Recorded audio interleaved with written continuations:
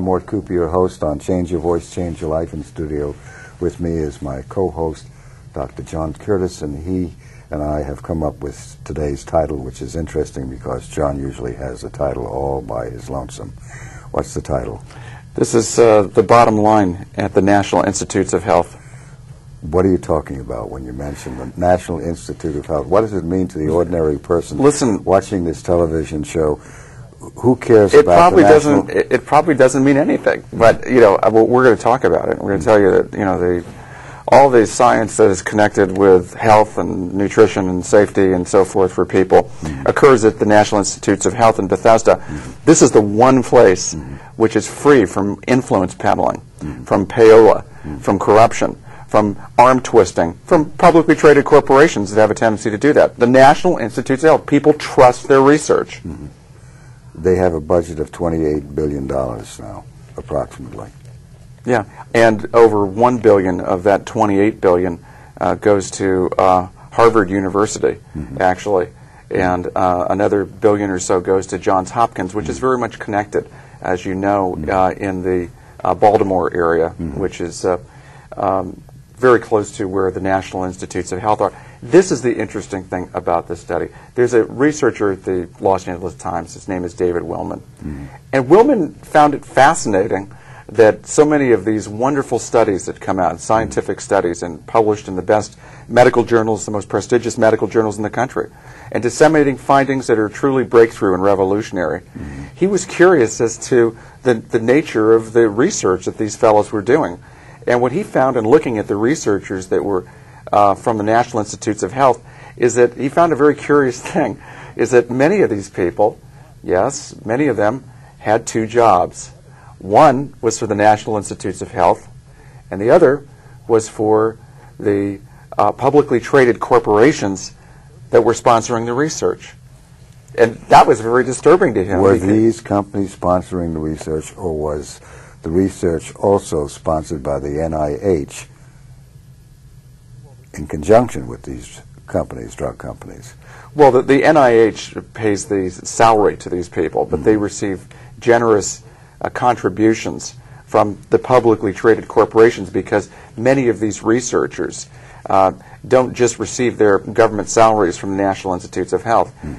And what's curious about that, as far as what do they get in addition? Well, in addition to their six-figure and double six-figure, we're talking about sometimes $200,000 on an average. They're getting that from the government. From the government and their National Institutes and then salary. From the drug companies. Drug companies sometimes matching their salaries, and then issuing stock options, which are very interesting. And we were talking before the show about stock options and about how the House and the Senate, very prestigious committees that have to do with taxation, called the House Ways and Means Committee, have resisted the idea of scheduling stock options for corporations as an expense. Now, for those of you that don't know what a stock option is, it's basically a promise to pay you in stock at a future point. And the corporation's argument is that when they issue an option, they don't have to pay anything, and therefore it's not an expense, even though the person to whom it's being issued can cash out at a specific time in the future. The amount converted into stock, company fair shares of stock, and then, of course, cash out from that.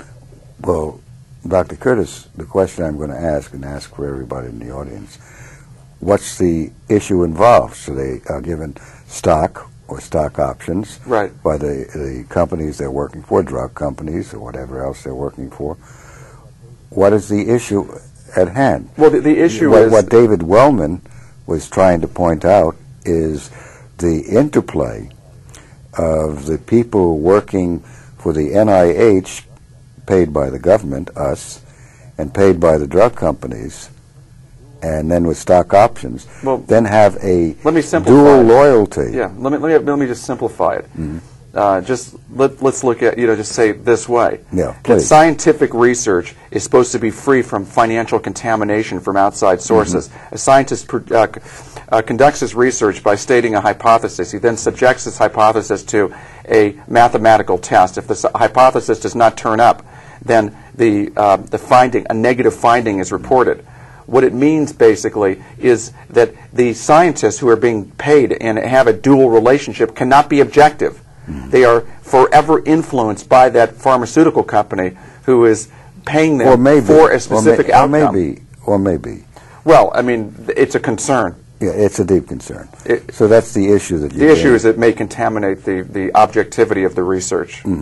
What is the answer that the top officials at the NIH have come back to answer? Well, I'd like to, I do want to mention that because I think it's an interesting thing. When it was brought up to, his name is Elias Zerhouni. He's not somebody who works for Al-Qaeda. Zerhouni is the head of the National Institutes of Health. He had a very interesting statement. He said that his scientists who work at the National Institutes of Health have the highest level of integrity. That was his first statement. Now he's singing a little bit different tune. I have no question about the highest level of integrity that he talks about. What's the second issue? Well, the other issue is that he's suggesting that they cannot get the top scientists to become employed at the National Institutes of Health unless they are allowed these very lucrative consulting arrangements in addition to their government salaries. So in addition to their $200,000+ plus expense account government salaries, they then have salaries that can sometimes double and triple that amount in their consulting arrangements with these publicly traded pharmaceutical companies. Well, you mentioned something before which is very meaningful to me and of concern. They additionally have these stock options. So they're going to do scientific analysis, but they're backed with stock options. The stock obviously goes up and down according to the market, so that if the scientists support a certain finding for a drug company, then that stock obviously or apparently or seemingly so would shoot up. Well, I'm glad that's a very, is that what happens? Yes, and that's a very good observation on your part, very subtle. Just in the news just a little while ago, there was a company called Imclone Systems. We all remember this company because it was, after all, Martha Stewart that sold her. She was friendly with the owner of the company. The owner of the company right now is sitting in federal prison for insider trading. He got the bad news on a tip because his brother had a contact who was also in his company of Imclone Systems. About a month before the FDA was going to rule, Food and Drug Administration was going to rule unfavorably on their cancer drug, Erbitux. So before that public announcement, he decided that he was going to dump all of his shares. Well, he's sitting in prison. Of course, he tipped off Martha Stewart as well, although her conviction, I should say, How is do you about ready to know all of these things have happened? You're talking very positively and very assuredly that this is what happened. Where did you get your information? Well, I didn't get it from outer space. Where did you get it? Well, I just happen to read the Los Angeles Times and watch the news. I mean, this is all stuff that's in the news for people. It's all available. It's on the internet. You can do this isn't an endorsement, but you can Google it and just go into search and just National Institutes of Health or whatever. So this information that you provide? Oh, it's all publicly. This information has been disseminated in newspapers. It's not due to Dr. John Curtis saying this is what happened. Oh no. Okay. No. Dr. John Curtis is a journalist. So you're getting your information. And my information comes from all of the major publications that are out there that post and actually disseminate information like this. Now, what that tells you is that if a scientist is quote double dipping and they're working for the drug company at the same time from the government salary, and they obtain in their laboratory a negative result, two things can happen here basically. Either they give the negative result to the pharmaceutical company, in which case the drug, if there's a preponderance of negative results on this research, the drug will not get approved by the Food and Drug Administration. They won't believe that it's effective. The safety issue is another issue. Or the very scientist who published the negative finding on the drug will be cut off and terminated as a consultant with that pharmaceutical company. That is frequently occurring. If a negative finding is obtained then the scientist does not get a renewal on their consulting agreement with the company. How do you know this is frequently happening? They change consultants and researchers all the time at the National Institutes of Health. Companies go around. They even know which are the user-friendly scientists, the scientists that are more likely to kind of play ball the way the publicly traded companies want. Now, obviously, it's in the interest of the publicly traded corporation to get a positive finding. As a matter of fact, in your field of treating spasmodic dysphonia, I think it's fascinating that many of your colleagues do not report negative findings, especially about the use of Botox. I've heard only good things about Botox from the pharmaceutical company and the medical profession, statements to the effect that it's 99% effective.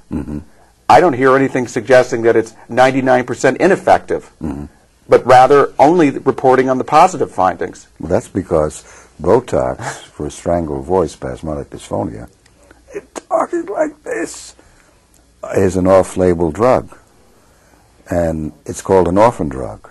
Yeah. Allergan, the maker of Botox, does not seek, from my information, direct approval from the FDA, Federal Drug Administration. They can, but they haven't. Therefore, if it's a drug, an orphan drug, or an off-label drug, the physicians are not obligated to report serious side effects. It is only when it's directly approved by the FDA, Federal Drug Administration, that the physicians are obligated to report serious side effects. So I find in reading the literature in this field with the strangled voice or with voice problems dealt with by Botox that I don't find serious side effects being reported. But clinically, from my experience in the office, ongoingly, I'm hearing and seeing and meeting with people who have had very bad outcomes from Botox. Well, there are terrible reactions to the Well, they drug. even call it, when I use the word bad, it's as severe, it has mild, it has negative effects where the individual loses the voice for 3 months, 6 months, 2 months, and variable periods of time, or gets no results and suffers side effects that are not reported, and some of these side effects are very serious. I am seeing it in my office, so I say that the physicians, for one reason or another, are not reporting serious side effects, whereas one of the leading physicians in the country, Dr. Gerald Burke, the chairperson of the Head and Neck Division, has, in 1999, in December, in a newsletter called the National Spasmodic Dysphonic Association, detailed the serious side effects from Botox.